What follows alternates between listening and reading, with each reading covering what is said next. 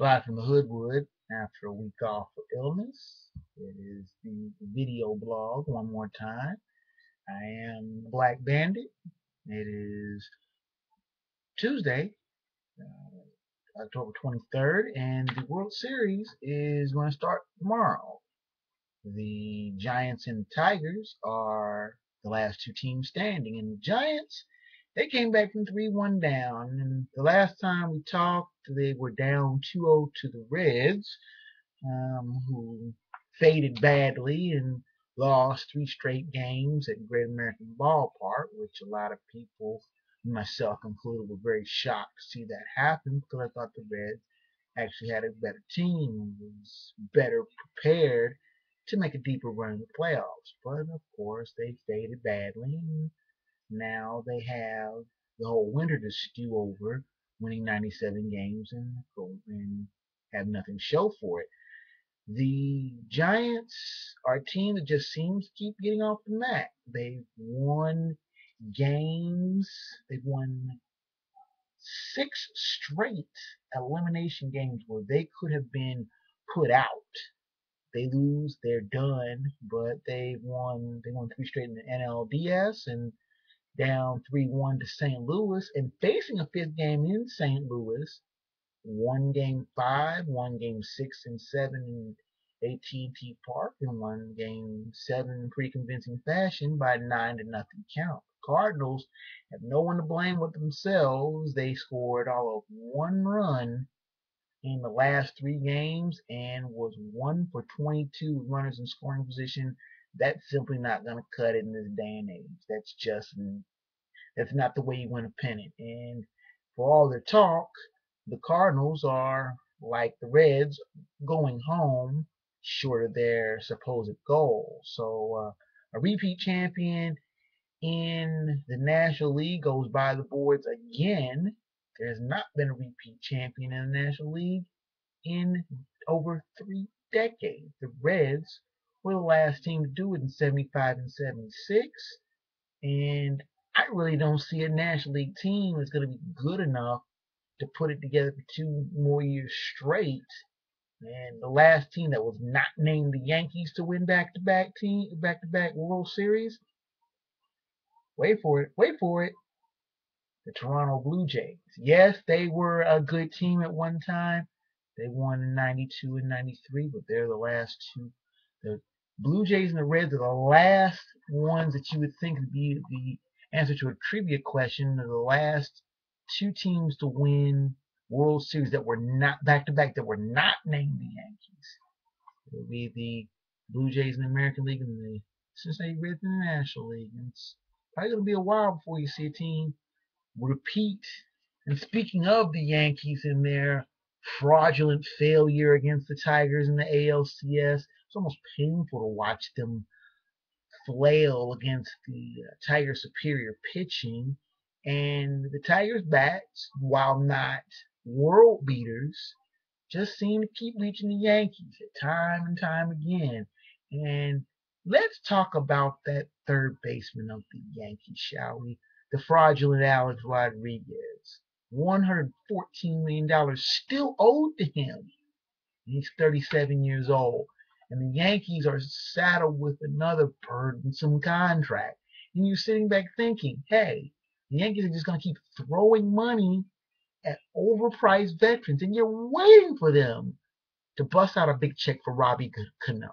And Cano, who was stealing a paycheck in the postseason with his minuscule batting average in the AL Championship Series, you wonder when he comes down the pike as a free agent at the end of next season, is Brian Cashman and Hank Steinbrenner going to throw money at him like they did A-Rod? Now, granted, it may be a better investment. 5 or 6 year contract for Robbie Cano at 20 mil per might be a steal, but he's probably going to want 8 or 9 years. He's going to want a deal like Albert Pujols got, or like Prince Fielder got. Albert Pujols shouldn't have gotten a 10-year contract. I mean, that's just the way it goes. Prince Fielder, he's a little younger. His upside is still a little bit more there. But 10-year contract? 10 years? What were you doing 10 years ago? I mean, nobody should get a 10-year contract. It's just the way it is, the way I see things.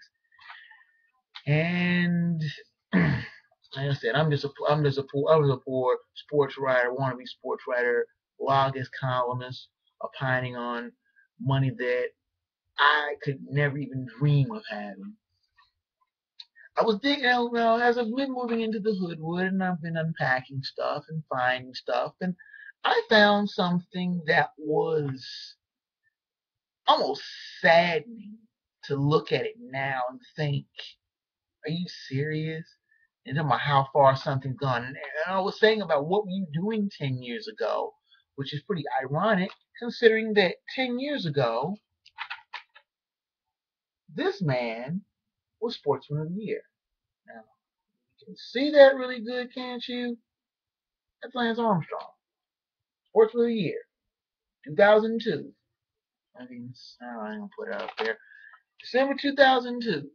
Rick Riley wrote a glowing article on Lance Armstrong and how he has overcome testicular cancer, and which is to be applauded. I'm not gonna hate on somebody who has fought and won off of cancer, because cancer sucks. And for all of those that are out there that may come across my column and fighting cancer, Hoodwood is with you.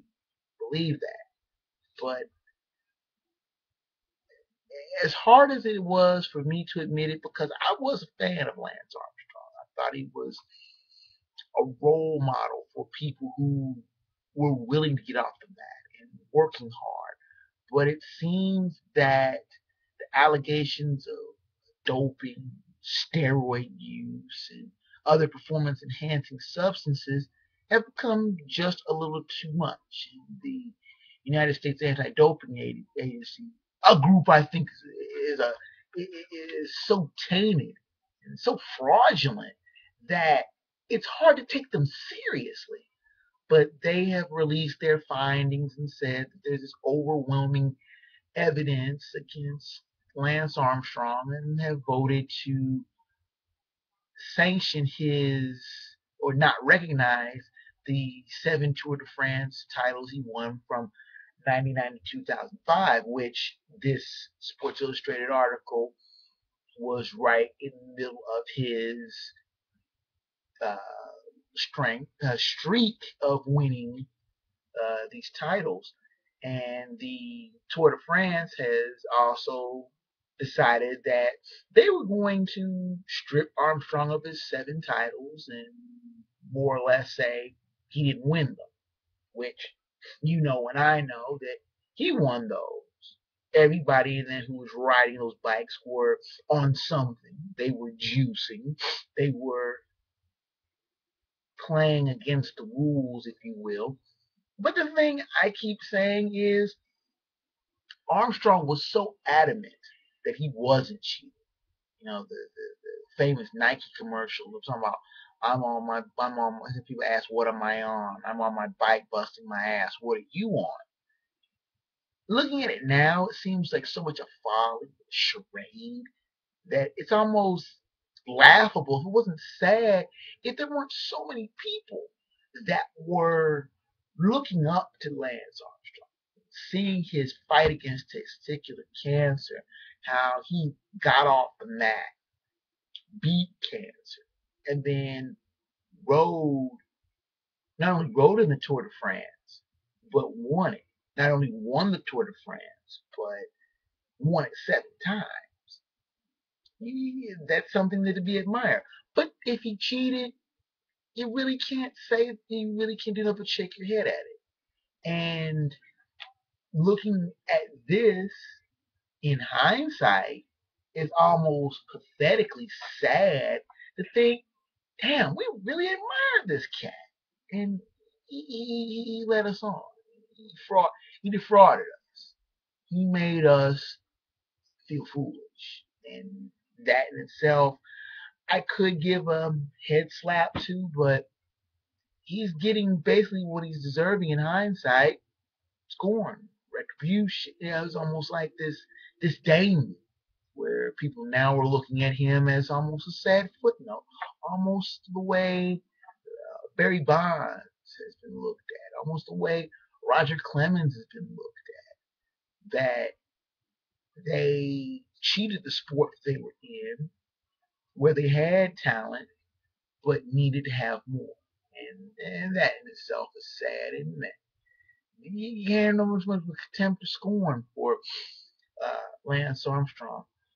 Switching gears really quick, I could not let the week go without my glee at seeing that the Miami Marlins have relieved the jibber jabbering Ozzie Guillen of his duties.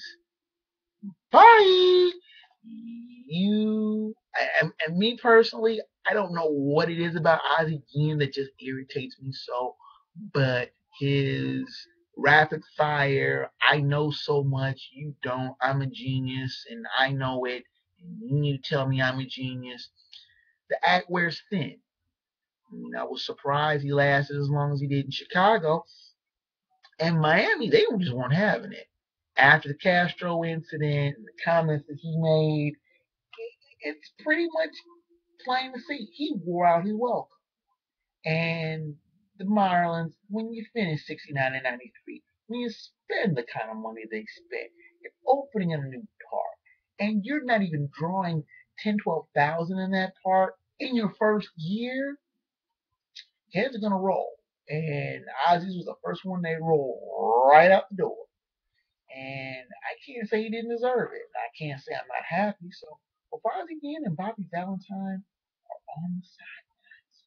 Beautiful thing. Well, I'm gonna keep it pretty short this week. Like I said, I'm still kind of getting over a cold, getting over mild case of strep. Like I was swallowing razor blades. That's why I was not on the airwaves last week because I couldn't talk. Can't talk, can't post a blog. The column is on ugavsports.com. Comes out every Tuesday. Covers some of the stuff I write here, some of the stuff I say here, some of the stuff I don't, some of the stuff I throw in afterwards, after the fact. But like I said, if you like what you see, comment, send me information. I'm real easy to find. So go to ugavsports.com or leave a comment here. Your comments are always welcome. Until next week, I am the Bandit.